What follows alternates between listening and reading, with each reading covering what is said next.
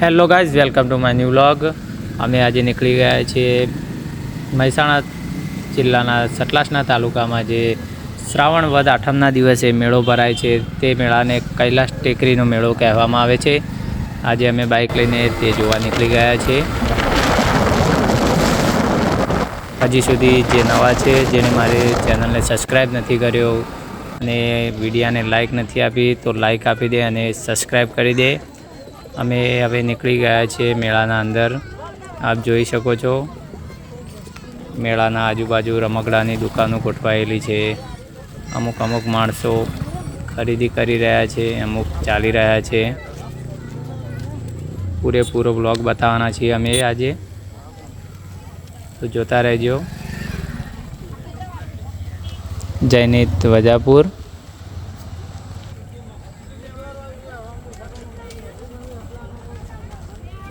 અમે આગળ જઈ રહ્યા છીએ।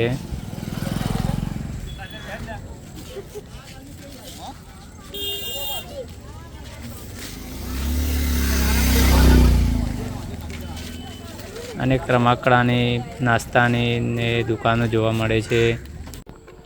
આપ જોઈ રહ્યા છો કે શ્રી ફુલેશ્વર મહાદેવનું મંદિર છે। આ આપણે અંદર જઈ રહ્યા છીએ।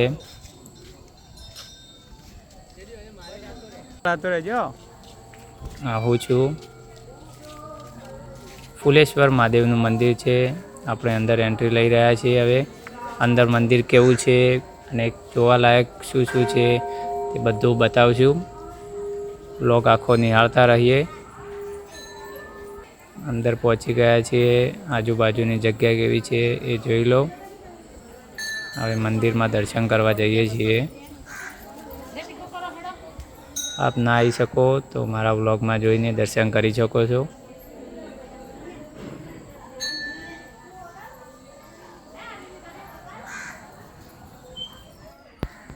મંદિરના દર્શન કરી દીધા। હવે આગળ જઈએ તો બીજા આજુબાજુમાં જે મંદિર છે બીજા નાના, તે બતાવી દઈએ। તે પણ જોઈ લો આપ સૌએ।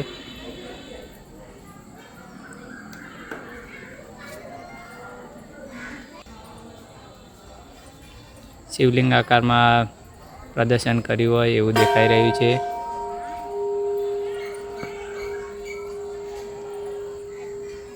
અનેક માણસો આવતા રહે છે અને મેળો છે તો આજે વધારે આવ્યા છે માણસો। જોતા જઈએ તો આગળ બીજો રૂમ જેવું છે, ત્યાં ડ્રોઈંગ જેવું કરેલું છે, સારું લાગે છે એ પણ।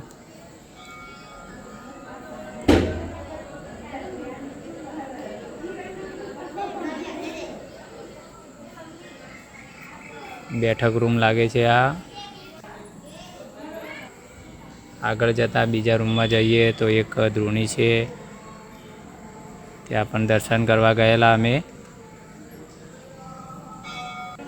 ત્યાંથી બહાર નીકળ્યા એટલે અમે હવે બહારની સાઈડ નીકળી રહ્યા છીએ। દર્શન થઈ ગયા છે। આપ સર્વેને બ્લોગ સારો લાગ્યો હોય તો સબસ્ક્રાઈબ કરવાનું ના ભૂલતા અને